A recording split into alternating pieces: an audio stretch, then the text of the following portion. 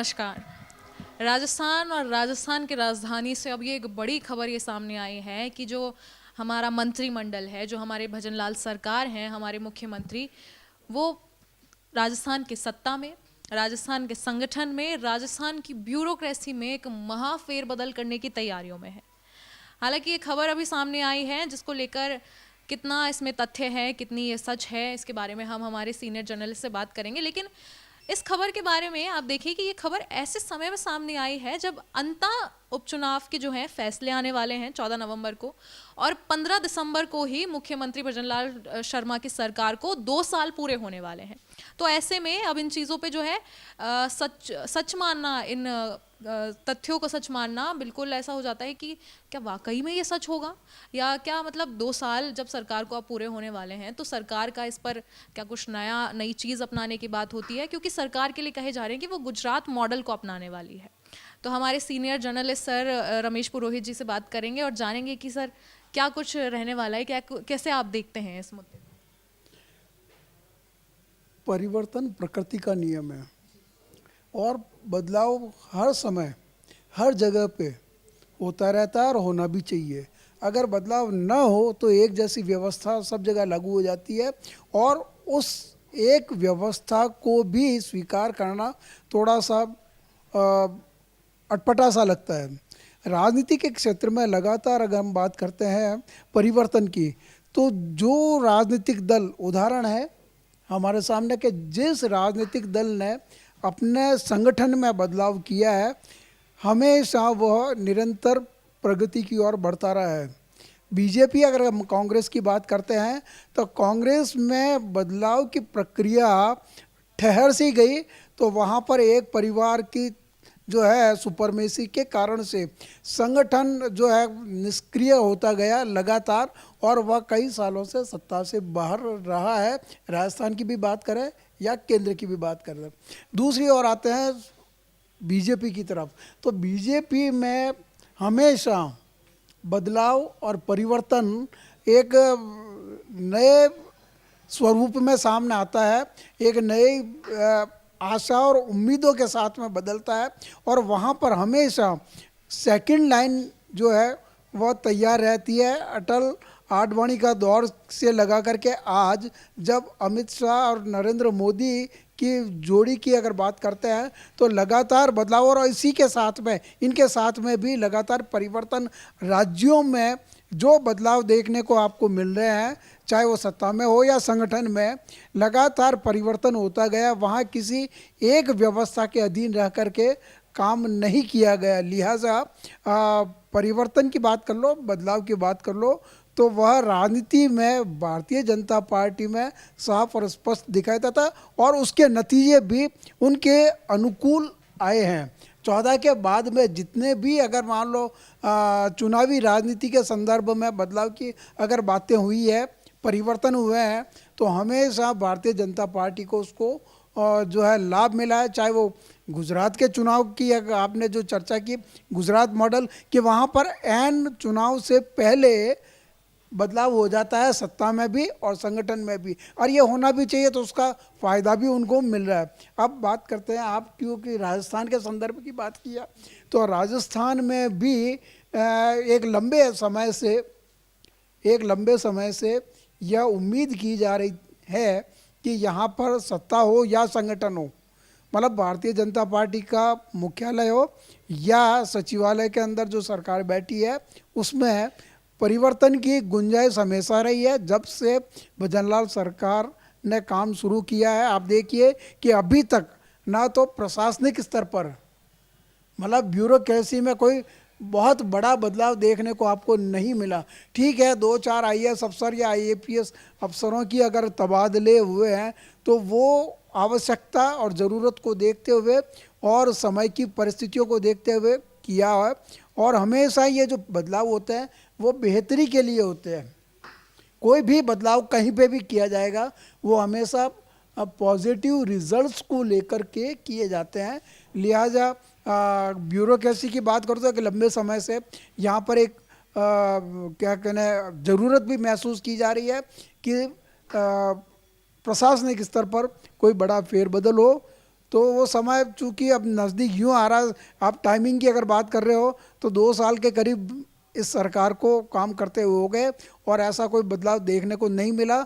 लिहाजा उम्मीद की जा रही है कि प्रशासनिक स्तर पर ब्यूरोक्रेसी में कोई बड़ा फेरबदल हो, सचिवों के तबादले किए जाए, या जिनको कि रिजल्ट ओरिएंटेड जो काम करने वाले जो लोग हैं उनको सही जगह पे बिठा दिया जाए। ये भी एक सरकार की क्या कहना चाहिए, सरकार, किसी भी सरकार के लिए ये ज़रूरी हो जाता है कि जो वो योजनाएं बनाती है उनका क्रियान्वयन एक तो समयबद्ध तरीके से हो, टाइमली, और दूसरा कि उसके रिजल्ट्स जो हैं वो लोगों तक पहुंचे, ग्राउंड लेवल तक भी उसका रिजल्ट दिखना चाहिए। ये किसी भी सरकार की, चाहे वो गहलोत सरकार की भी रही हो या भारतीय जनता पार्टी में अभी भजनलाल सरकार है, उससे पहले जो है वसुंधरा राजे की भी सरकार रही, तो हर सरकार की एक ये रहती है कि वो जो काम कर रही है उस काम को भी दिखना चाहिए।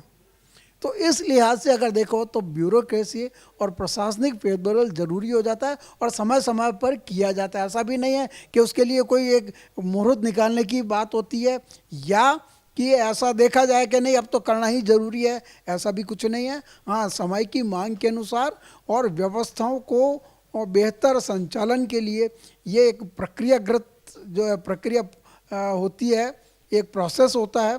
उस प्रोसेस के तहत अब जबकि उम्मीद की जा रही है तो हो सकता है कि कोई बड़ा फेरबदल प्रशासनिक स्तर पर हो, पहली बात तो।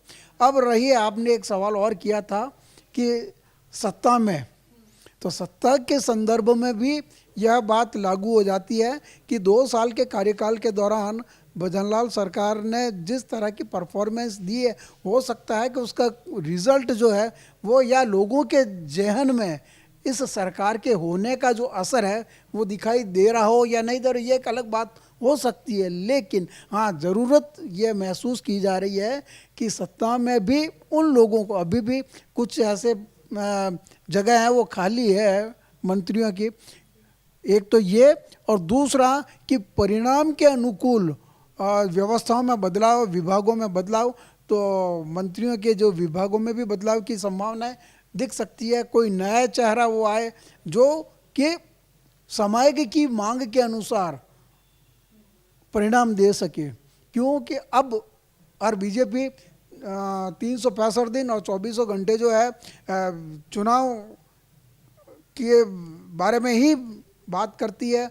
तो ये दूसरा साल, चूँकि तीसरा साल लगने के बाद में ऐसी एक अमूमन परसेप्शन आता है कि चौथा साल जो साल, दूसरा और किसी भी सरकार के लिए तीसरा और चौथा साल बहुत महत्वपूर्ण होता है, किसी भी सरकार के, चाहे वो कांग्रेस की भी रही हो या बीजेपी की भी रही हो। 2 साल तक तो वो आसानी से निकाल लेती है, लेकिन तीसरा और चौथे साल में आपको परिणाम देना ज़रूरी है। लोगों के बीच में इस बात के लिए ये ज़रूरी बन जाता है एहसास होना कि हाँ, सरकार कुछ काम कर रही है या सरकार की जो योजनाओं को लाभ लोगों तक पहुंच रहा। अगर इसमें दिक्कतें पैदा होती है, काम करने के तौर तरीके में अगर कोई दिक्कतें पैदा होती है, तो संभावनाएं बनती है कि उसमें बदलाव लाया जाए, और बदलाव की प्रक्रिया निरंतर चलती रहती है। इसलिए आप अगर इसको अंततः के चुनाव परिणाम से अगर जोड़ के देखो तो ये ठीक नहीं रहेगा, कारण कि बदलाव तो एक निरंतर प्रोसेस है, कंटिन्यूइंग प्रोसेस है, कभी भी हो सकता है। ये तो ठीक है कि अभी ये अंततः का चुनाव, उपचुनाव आ गया और उसके बाद में तो 2 साल इसके पूरे हो रहे हैं, तीसरा और चौथा साल परिणाम के लिहाज से किसी भी सरकार के लिए ज़रूरी बन जाता है। इसीलिए ये जो बदलाव की जो बात आपने सवाल किया या ये जो विषय उठाया कि क्या सत्ता और संगठन में परिवर्तन हो सकता है, निश्चित रूप से हो सकता है, बदलाव हो सकता है, नए चेहरों को जो है मौका दिया जा सकता है अभी भी। अब धीरे धीरे, क्योंकि आने वाले कुछ इस नेक्स्ट ईयर ही आपको स्थानीय निकायों के भी चुनाव होने हैं, तो वहाँ तक भी आपको एक मैसेज देना है। और कई विभाग ऐसे हैं, जैसे कि पॉलिटिकल अपॉइंटमेंट्स की अगर बात करो तो पॉलिटिकल अपॉइंटमेंट्स जैसे बोर्ड और चेयरमैन जो बनते हैं वो अभी शुरू हुए नहीं हैं। लिहाजा वहाँ पे भी आपको कार्यकर्ताओं को सेटल करना है, नेताओं को सेटल करना है। तो कहाँ पे किस तरह से आप जो है इनका सारा प्रोसेस को आप करोगे, तो ये भी इनके लिए एक काम करने का अवसर है। तो इस बदलाव में हो सकता है कि कई मंत्रियों को मंत्री परिषद से बाहर निकाल कर संगठन में जगह उनका उपयोग करें, क्योंकि बीजेपी में हर एक कार्यकर्ता के रूप में अपनी जो है काम शुरू करता है और नेता तक पहुंचता है, मंत्री तक पहुंचता है।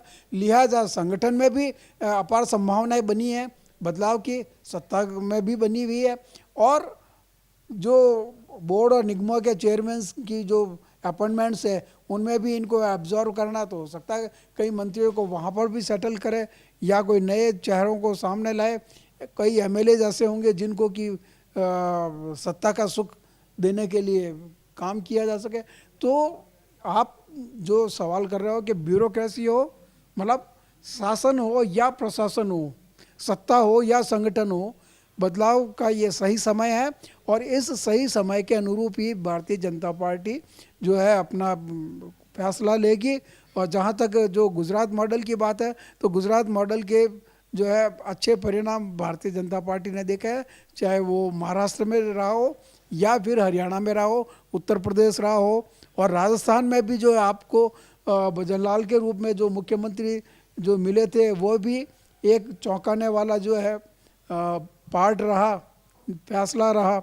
तो बदलाव की प्रक्रिया है, बदलाव होना भी चाहिए और सही समय और सही उपयुक्त टाइम है अभी कि सत्ता और संगठन में भारतीय जनता पार्टी किस तरह से इस बदलाव की प्रोसेस को सरलता से, सहजता से कर सके।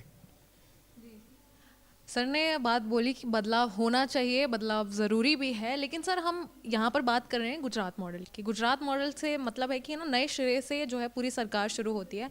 अब ऐसे में आप देख सकते हैं कि है ना, जो नए सिरे से अगर सरकार शुरू होगी और आपने बताया कि सरकार के लिए तीसरा और चौथा साल जो होता है वो बहुत महत्वपूर्ण होता है। अब ऐसे समय में जब एक नए सिरे से ही पूरी सरकार शुरू होगी, तो क्या जनता उन पर यकीन कर पाएगी और क्या जनता को मतलब समझने का मौका नहीं मिल पाएगा कि ये क्या हो रहा है। और दूसरी तरफ अगर हम देखें ना, उत्तर प्रदेश में जो है योगी सरकार चल रही है और लगातार तीसरी बार वो चल रही है। तो क्या ये हम नहीं बोल सकते कि बदलाव तो वहाँ भी हुआ है, लेकिन ज़रूरी नहीं कि गुजरात मॉडल जो है वही लागू किया हो।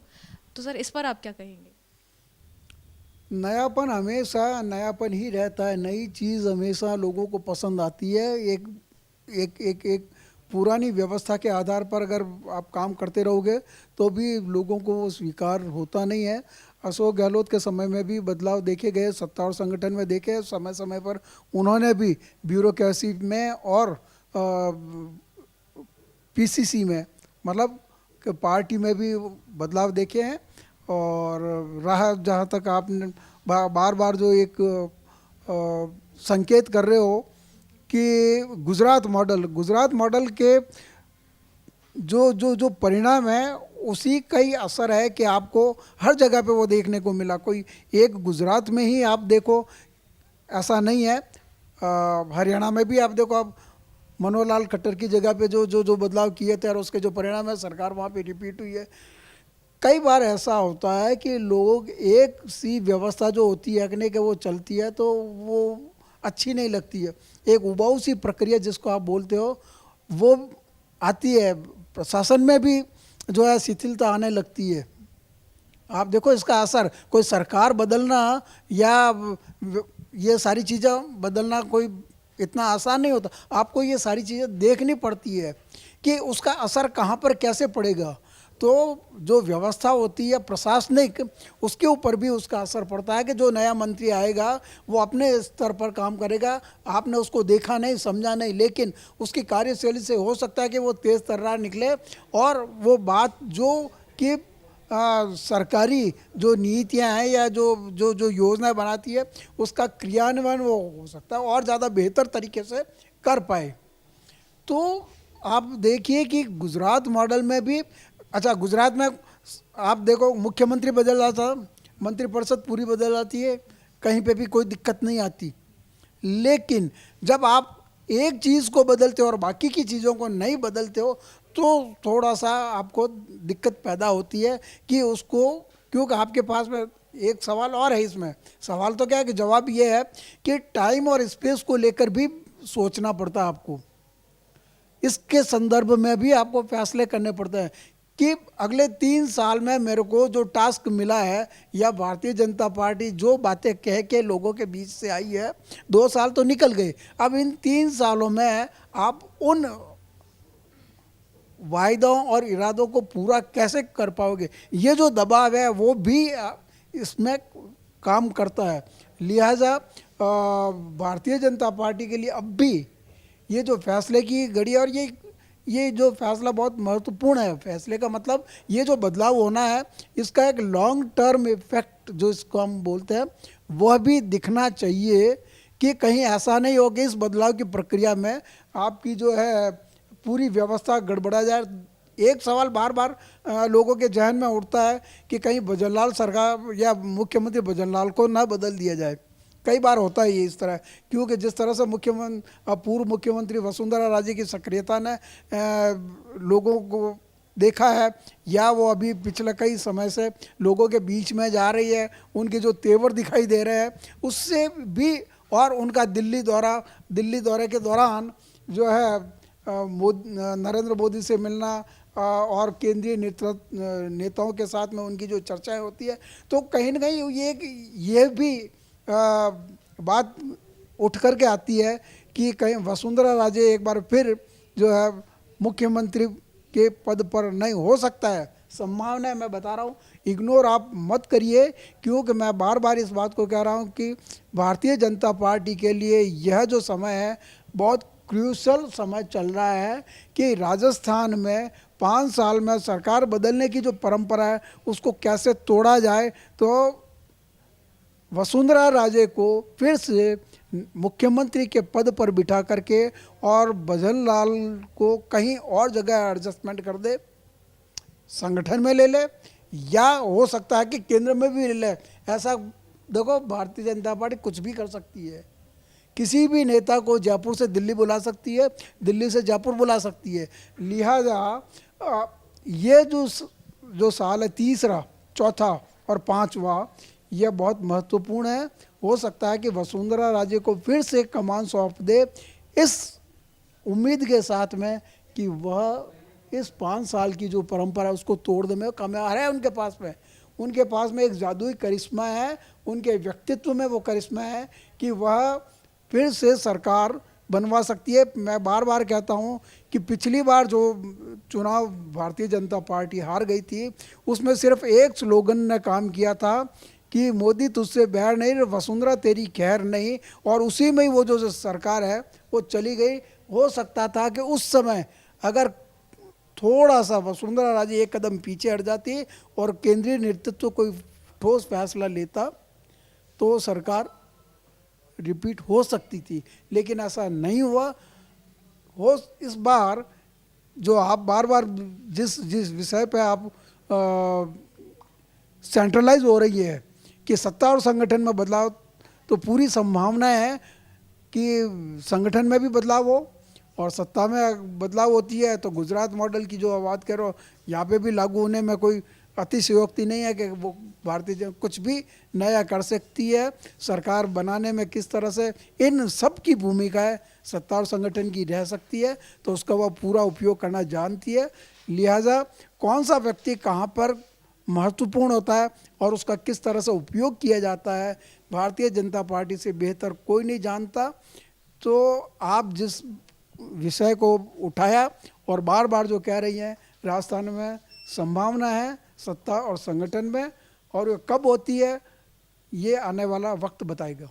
जी सर, एक चीज़ और देखी जा रही है कि जो विपक्ष है, जो कांग्रेस के प्रदेशाध्यक्ष गोविंद सिंह डोटासरा हैं, उन्होंने भी इस चीज़ को लेकर कयास कसा है और उन्होंने भी ये चीज़ कही है कि जो सत्ता है और जो ब्यूरोक्रेसी है और जो भजनलाल सरकार है, ये तीनों मिलकर प्रदेश को लूट रही हैं, और सिर्फ लूट ही नहीं रही, हिस्सेदारी बढ़ा रही हैं। और साथ ही उन्होंने जो महासचिव सुधांशु पंत को जो दिल्ली ट्रांसफ़र कर दिया है उसको लेकर भी कयास कसा है कि किसी छोटी जगह पर उनका ट्रांसफ़र कर दिया गया है। इसको लेकर क्या कहेंगे सर? राजनीति में आरोप और प्रत्यारोप चलते रहते हैं। ये कोई इसको गंभीरता से यूँ नहीं लेना चाहिए कि जब कांग्रेस की सरकार होती है तो भारतीय जनता पार्टी भी जो है उनके ऊपर आरोप लगाती है, ब्यूरोक्रेसी ढंग से काम नहीं कर रही, ये भी आरोप लगे हैं। कांग्रेस जो है ब्यूरोक्रेसी हावी हो जाती है और जो है अशोक गहलोत उस समय कुछ नहीं करते हैं। कई बार ऐसा होता है, लेकिन ये आरोप प्रत्यारोप है, उनको लगाना भी चाहिए। और राजनीति में अगर वो राजनीति नहीं करेंगे, अगर पॉलिटिशियंस अगर राजनीति नहीं करेंगे तो फिर उनके पास में काम बच नहीं जाता कोई, और वो कहेंगे भी क्या। तो सरकार को घेरने के लिए, सरकार के ऊपर जो है उसको उस पर अपनी पकड़ मजबूत बनाए रखने के लिए इस तरह के आरोप प्रत्यारोप लगते रहते हैं। अब सुधांशु पंत का जयपुर से दिल्ली जाना कोई बड़ी बात नहीं है, कोई आश्चर्य की बात नहीं है। केंद्र से भी जो है यहाँ पर अफसरों को बुलाया जाता है। जब मुख्यमंत्री अशोक गहलोत होते हैं तो वो अपने पसंद के आदमियों को जो है यहाँ पर लाते ही हैं, और जब दिल्ली को अगर ज़रूरत पड़ती है तो यहाँ से भी जो है ट्रांसफ़र होती रहती है। तो ये ट्रांसफ़र एक प्रक्रिया का हिस्सा है, उनकी जॉब का हिस्सा है। मैं बार बार कह रहा हूँ कि हर व्यक्ति की अपनी एक भूमिका होती है, चाहे वो ब्यूरोक्रेसी में हो, चाहे वो राजनीति में हो। उसका बेहतर उपयोग कहाँ पर किस तरह से किया जा सकता है, यह व्यवस्थागत मसले होते हैं। और उस व्यवस्थागत मसले को राजनीति से परे रखकर अगर डोटासरा ये कहते हैं और ये आरोप भी लगाते हैं बीजेपी पे या सरकार पर, तो उनके ज़माने में भी इसी तरह के आरोप और प्रत्यारोप लगते थे। तो ये एक सामान्य सी बात है, कोई नई बात इसमें है नहीं, और इसको इतनी गंभीरता से लेना भी नहीं चाहिए। अगर डोटासरा सरकार के ऊपर आरोप प्रत्यारोप करता है तो फिर राजनीति में बैठ के वो और क्या कर सकते हैं। राजनीति में तो राजनीति की बातें होती है, इस तरह की बातें होती है सरकार को घेरने का। कि एक अगर मान लो सुधांशु पंत अगर दिल्ली चले जाते हैं तो इसमें कोई नई बात क्या है, जाना है ट्रांसफ़र है, ये तो प्रशासनिक जो है फेरबदल का हिस्सा है। इसीलिए इसको इतनी तवज्जो से या गंभीरता से हाँ नहीं लेना चाहिए। सर ने जैसा कि अभी बताया, सर ने बोला भी कि बदलाव निश्चित है और बदलाव होगा तो कुछ अच्छा ही जो है हमें देखने को मिलेगा। भजनलाल सरकार कुछ अच्छा ही कार्य करेगी और ये कोई बड़ी बात नहीं है। साथ ही डोटासरा के जो तंज कसे उस पर भी सर ने कहा कि ये कोई तवज्जो देने वाली बात नहीं है। हालांकि अभी जो सरकार में, संगठन में, सत्ता में जो भी बदलाव होगा वो सब देखने लायक होगा और बदलाव अवश्य ही सुनिश्चित ही है कि कुछ अच्छा ही होगा। इसी के साथ हम देखते हैं कि आने वाला समय क्या बताता है, किस तरीके का बदलाव हमें देखने को मिलता है। फिलहाल मैं आप सभी से विदा लेती हूँ। ऐसी और खबरों और अपडेट्स के लिए आप देखते रहें लोकमत राजस्थान। मैं पी हूँ कैमरामैन विक्रम सिंह राठौर के साथ।